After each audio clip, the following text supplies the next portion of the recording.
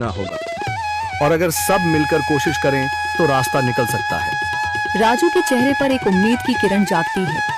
हाँ बाबा जी, अगर सब मिलकर काम करें तो हम पानी ढूंढ सकते हैं।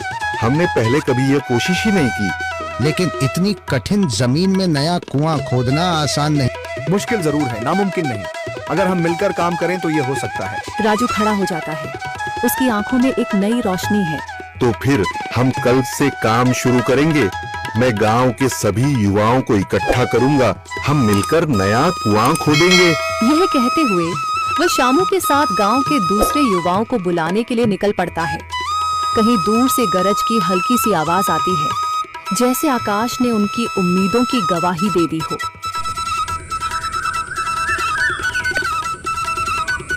अगली सुबह राजू और शामू गांव के युवाओं को इकट्ठा करने निकल पड़े। चौधरी महेश की हवेली के सामने एक भीड़ जमा है। बाबा जी, संदरी, गांव के कुछ बुजुर्ग और किसान सभी मौजूद हैं। हम हाथ पर हाथ रखकर नहीं बैठ सकते। अगर अल्लाह ने हमें हिम्मत दी है तो हमें खुद पानी के लिए मेहनत करनी होगी। हम एक नया कुआं खोदेंगे। लेकिन राजू, क्या हमें यकीन है कि वहाँ पानी मिलेगा? बेटा, पानी जमीन के अंदर होता है, बस सही जगह खोदने की जरूरत है। हमने अपने बुजुर्गों से सुना था कि पुरानी नहर के पास जमीन नरम थी, शायद वहीं पानी हो। बाबा जी सही कह रहे हैं। अगर तुम सब यह काम करने के लिए तैयार हो तो मैं अपने कुछ मजदूर भेज सकता हूँ। धन्यवाद चौधरी जी, लेकिन हम सब खुद भी मेहनत करेंगे। यह हमारे गांव के अस्तित्व की लड़ाई है। संदरी, जो अब तक चुप थी, आगे बढ़ती है। हम औरतें भी पीछे नहीं रहेंगी। हम पानी लाने की व्यवस्था करेंगी, खाना बनाएंगी, ताकि तुम सब आराम से काम कर सको। यही हिम्मत चाहिए थी संदर। पूरा गांव एक नई उम्मीद के साथ कुआं खोदने की तैयारी में जुट जाता है। दूसरी ओर कुआं खोदने का काम शुरू हो चुका है। राजू, शामू और दूसरे युवा बेलचे चलाने लगते हैं। मिट्टी बाहर निकाली जाने लगती है। तेज गर्मी के बावजूद सब पूरी हिम्मत के साथ जुटे हुए हैं। दोपहर की तेज धूप जमीन आग की तरह तप रही है। गांव के लोग लगातार कुआं खोदने में जुटे हैं। हाथ छिलने लगे हैं, माथे से पसीना बह रहा है, मगर किसी ने हार नहीं मानी। महिलाएं पानी और सत्तू लेकर आती हैं ताकि पुरुषों को कुछ राहत मिले। हमें और गहराई तक जाना होगा। अब तक सिर्फ सूखी मिट्टी और पत्थर ही निकल रहे हैं। राजू, यह बहुत कठिन काम है। अगर हमें पानी न मिला। अल्लाह मेहनत करने वालों को कभी निराश नहीं करता बेटा। तुम सब अपनी कोशिश जारी रखो, पानी जरूर निकलेगा। हिम्मत मत हारो। अगर अब रुक गए तो फिर कभी पानी नहीं मिलेगा। सभी फिर से जोश में आकर काम में जुट जाते हैं, मगर सूरज की तपिश बढ़ती जा रही है और कई लोगों की सांसें तेज चलने लगती हैं। तभी एक तरफ से रामलाल और उसके आदमी हंसते हुए आते हैं। अरे भाई, तुम्हें लगता है कि जमीन तुम पर रहम करेगी?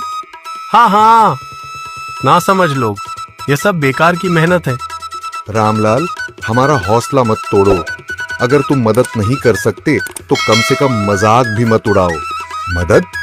हाँ, मैं अपने कुएं का पानी बेच सकता हूँ, मगर मुफ्त में नहीं दूंगा। राजू सब अनसुना कर फिर काम में लग जाता है। शाम होने लगती है, लेकिन अभी तक पानी का नामो निशान नहीं। कुछ लोग मायूस होकर पीछे हटने लगते हैं। राजू, शायद रामलाल सही कह रहा है। यह सब बेकार है।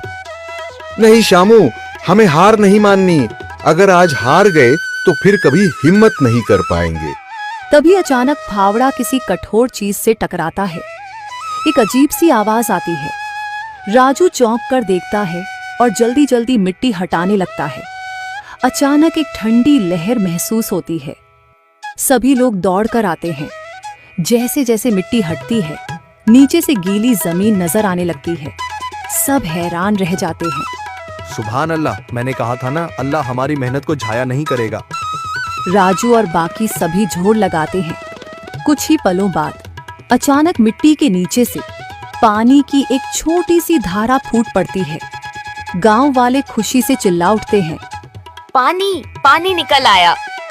यह अल्लाह की कुदरत है रामलाल, जिस पर तुम्हें यकीन नहीं था। पूरा गांव आनंद से झूम उठता है। लोग एक दूसरे को बधाइयां देते हैं। औरतें दुआ करने लगती हैं। कुछ दिन बीत चुके हैं। गांव वाले नए कुएं से पानी भर रहे हैं, खेतों को सींच रहे हैं और जिंदगी फिर से पटरी पर लौट रही है। मगर रामलाल अब भी अपनी